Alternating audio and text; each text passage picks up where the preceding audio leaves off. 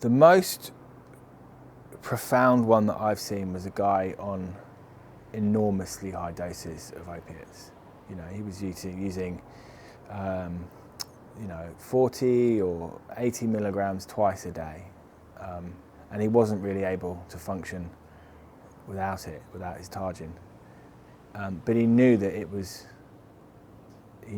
bad, and he knew that it wasn't helping him in any way, really. So we started him on some oil, and he was actually very brave. He didn't wean himself off. He just did it. He just stopped stopped using the opiates, and he went into withdrawal, and he had a very difficult time, but he got through it.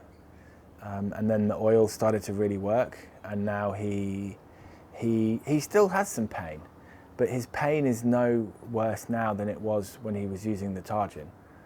In some ways it's better, and he's better. He's better in himself.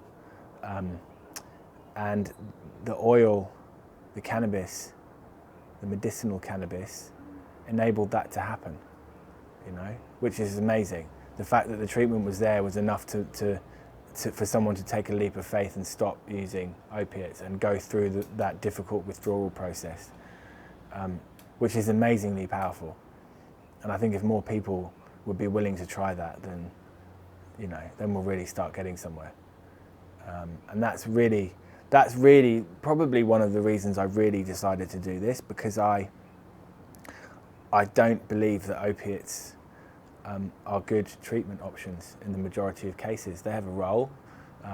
They're excellent painkillers, especially in acute pain. You know, hospitals, anaesthetists, CDs, it's essential.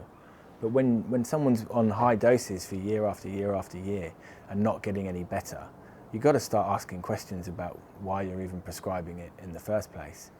And if you can find options that will get people to stop using those drugs and start approaching their health and well-being from a different perspective, then it has to be embraced. It is a no-brainer, basically.